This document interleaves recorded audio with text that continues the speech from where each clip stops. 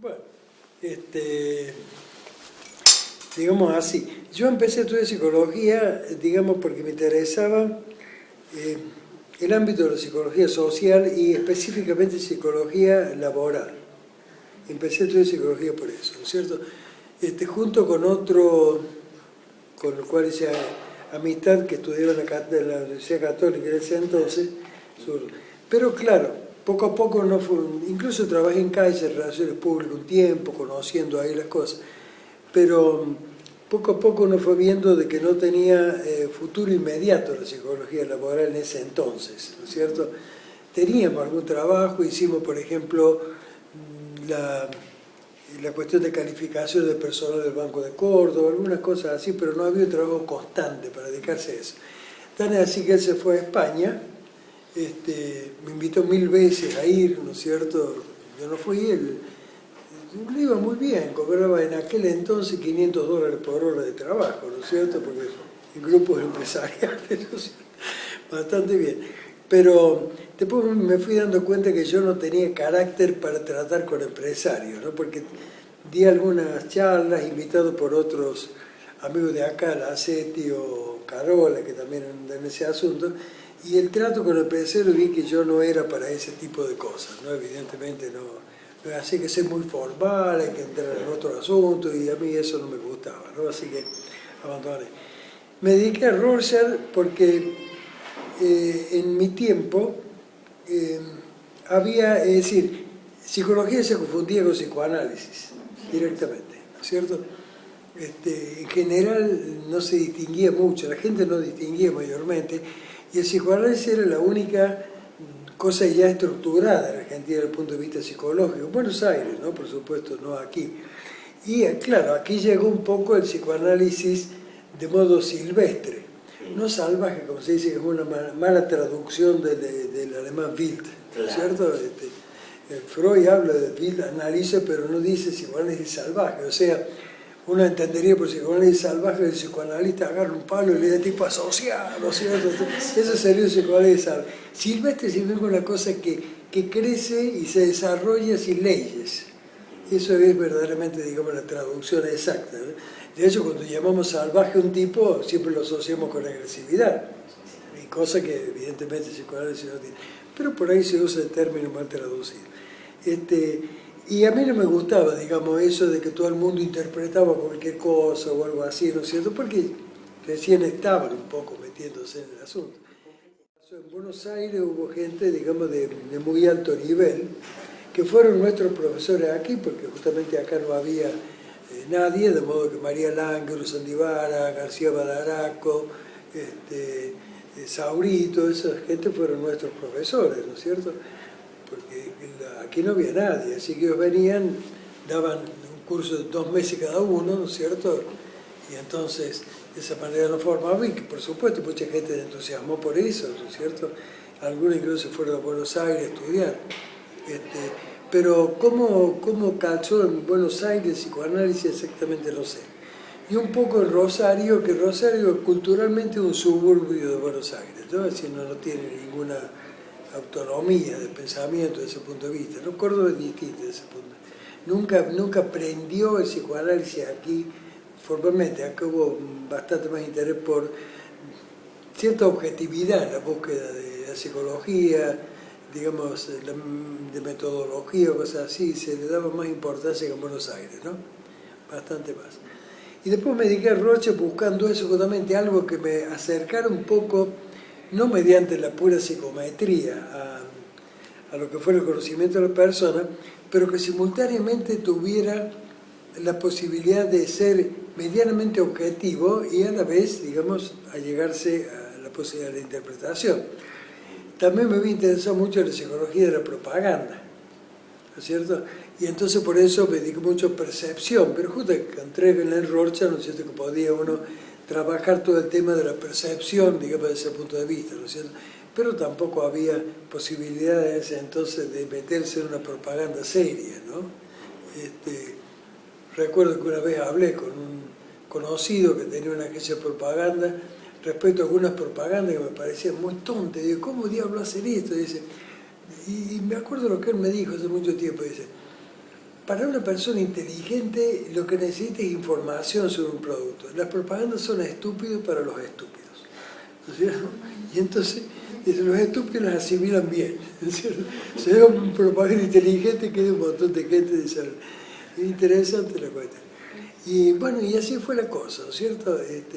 Y fue llegando a Córdoba poco a poco, diríamos así, pero siempre con profesores extraños, ¿no es cierto?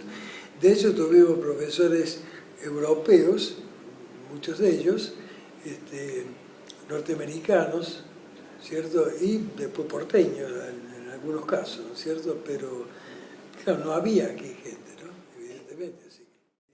Y estamos hablando desde el 50, el plan de psicología empieza en el 57, más o menos, porque antes era psicopedagogía, o psicología y pedagogía, algo parecido a eso, ¿no es cierto? De hecho, el primer curso del año 56 era un curso bastante grande porque mucha de la gente se interesaba por los aspectos psicopedagógicos. Mucha de la gente que había estudiado en el Cabret, por ejemplo, debería hacer una licenciatura acá. Y después se abrió, quedó ciencia de la educación por un lado y psicología por otro, ¿no es cierto? Eso creo que fue el año 57 o 58 más o menos, ¿no? Exactamente. Y ahí sí, y claro, en pedagogía había gente, diríamos, porque Cabret tenía gente y además un tema, pero en psicología en Córdoba no había. De hecho, los psiquiatras que no tenían formación psicológica, ni dinámica, ni de psicoanálisis, no sabían absolutamente nada, lo habían oído nombrar nada más, eran los que se ocupaban de la salud mental. Y otra gente, el único que yo supe que trabajaba como psicólogo, utilizaba test o cosas parecidas, era Laguinge, ¿no es cierto? Pero que él era, no sé si decía filosofía o cosas parecidas, ¿no es cierto? Y le interesaba un poco ese tipo de cosas. Tenía una relativa formación y él enseñaba psicología general, fue el que se inicialmente psicología general. Sí, nadie sabía muy claro qué era psicología, en general todo el mundo lo asociaba, diríamos, con ayuda dentro de problemas. La gente, incluso la gente común, distinguió desde el primer momento con claridad este asunto. El psiquiatra es para los locos y los psicólogos para la gente que tiene problemas, ¿no es cierto? Eso era bastante claro y de hecho la gente que empezó a concurrir a los consultorios era gente que evidentemente tenía, digamos así, problemas manejables, ¿no es cierto? En ese entonces no había todavía toda la cantidad de escuelas de psicoterapia que comienzan a surgir después. Prácticamente, digamos, la única terapia organizada y demás era el psicoanálisis. Todo el que no hacía psicoanálisis era un chanta, directamente, ¿no es cierto? Pero de todas maneras, se podía trabajar casi a nivel más de un consejo psicológico, de una verdadera terapia, ¿no es cierto?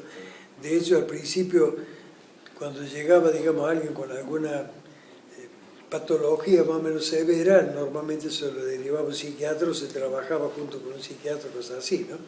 Porque tampoco se podía indicar psicoanálisis porque no había tampoco psicoanalistas formados aquí, ¿no? Directamente, evidentemente. Y a mí no me interesó el psicoanálisis nunca, ¿no?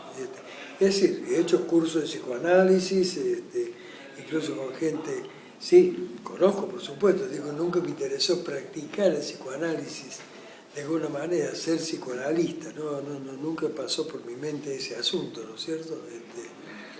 Recuerdo que una vez una compañera, ha muerto ya, Cristina Bauduco, murió hace poco. Después de varios años de análisis, ella terminó alcohólica, terminó fumadora compulsiva, cosas parecidas, no sé qué efectos sufrieron los varios años de psicoanálisis que hizo, ¿no? Y una vez había sido alumno mía en la Universidad Católica, y un día me pregunta por qué yo no me psicoanalizaba. Y yo digo, mira, primero creo que tan rayado no estoy como para arriesgar tanto tiempo y tanto dinero en esto, ¿no es cierto? Además, todos los que han comenzado con psicoanálisis acá, que son gente muy joven de poca experiencia, o son exalumnos míos o compañeros míos, de modo que tampoco sería. Ir a Buenos Aires no se me ocurre. Y entonces me recuerdo que me dice, no, dice, lo que vos tenés son resistencias, dice. Tenés que ir, digamos, a hacer análisis, analizar tu resistencia, ¿cierto? Y después que analices tu resistencia, bueno, sí, será así, qué sé yo, ¿cierto? Bueno, seguimos conversando, digo, pero vos cuando eras estudiante formabas parte de un grupo de catecismo que iba a los barrios, etc. Y ahora has abandonado totalmente la práctica religiosa, ¿sí? Sí, por esto, por esto. Bueno, perfecto. Lo que tenés que hacer es ir a la iglesia, pedirle a Dios que te dé la fe, ¿no es cierto? Seguir con los sacramentos y entonces vas a volver a las cosas. Es exactamente lo mismo. O sea, si uno entra en la dependencia del psicoanalista, si uno acepta, digamos, el psicoanálisis sin crítica, porque apenas uno critica, tiene resistencia, ¿cierto? Entonces va bien. Y si no va bien, el psicoanalista le va a decir a uno, no, claro, porque tiene que venir con su esposa, por ejemplo, el tipo es casado, ¿cierto? Y después que tienen sesión los dos y no está, bueno, el último termina viniendo al psicoanálisis el loro, el perro y el gato, ¿no es cierto? O el modo más práctico de sacarte de encima un paciente que no avanza, decirle, no, claro, con 2 sesiones semanales usted lo anda, necesita una sesión por día, ¿no es cierto? Y el tipo le dice, no tengo plata para pagar una sesión por día. Ah, bueno, si usted, digamos, privilegia la economía sobre su salud, está listo, váyase. Y entonces el tipo se limpia la mano, da por terminado el análisis, ¿no es cierto? Detrás del análisis hay muchas cosas, ¿eh? Hay muchas cosas. No digo, por supuesto, que todo el mundo lo actúa así, de ninguna manera. Hay gente muy seria en ese aspecto y trabaja muy bien, ¿no? Pero hay muchas cosas, digamos, bastante raras que uno ha conocido, ¿no? De la psicología en general, no solamente del análisis. También me he encontrado con gente que al hacer un diagnóstico a un profesional exitoso su profesión le toma un test de Raven. Y entonces, ¿para qué diablo le toma un test de Raven a un tipo que ha cursado una carrera universitaria y que además ejerce su profesión con éxito? ¿Para cobrar una consulta más? ¿Para cobrar más el diagnóstico? Otro motivo no encuentro uno, ¿cierto? Sí, lamentablemente es así. Acá todavía no ha llegado mucho a la cuestión de los juicios de mala praxis. En Buenos Aires eso ya es muy común, ¿eh? Pero el día que llegue se va a poner un poco problemático, pero mucha gente le cuestiona los juicios de mala praxis, ¿no? O sea, tratamiento demasiado largo, poco fundado, diagnóstico, digamos, poco serio, cosas parecidas, puede ser fácilmente objeto de un cuestionamiento correcto o incorrecto, porque a veces los abogados lo hacen simplemente porque les conviene y no porque haga falta tampoco, ¿no?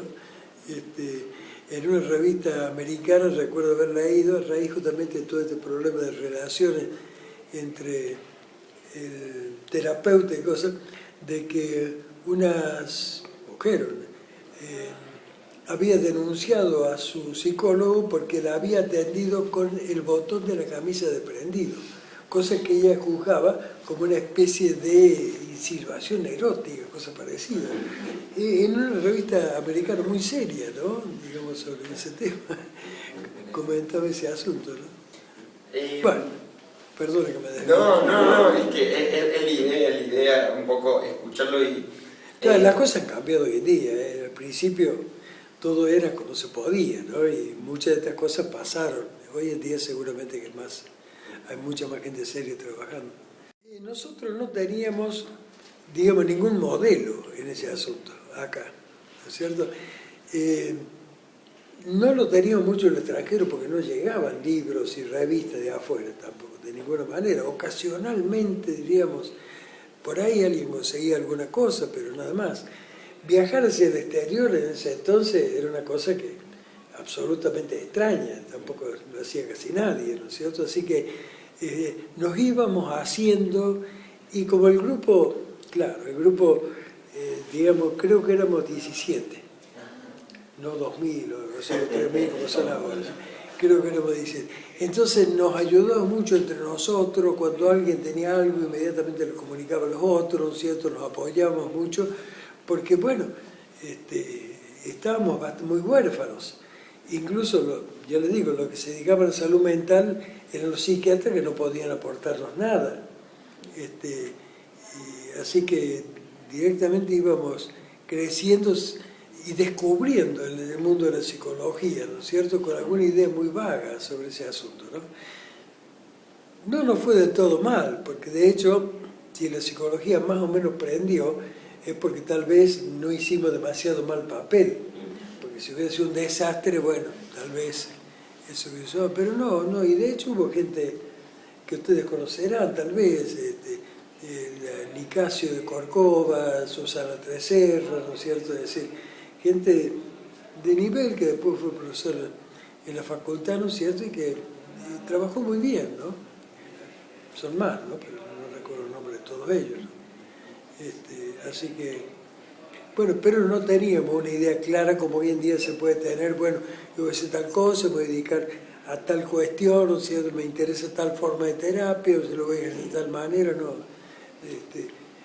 Cualquier cosa de ese índole que hubiéramos pensado hubieran sido fantasías, directamente, tal vez deseos, ¿no es cierto?, pero quedaban ahí porque no teníamos absolutamente ninguna cosa concreta en la cual apoyarnos, ni a quién imitar, ni quién nos aconsejara, ni quién nos guiara, ¿no?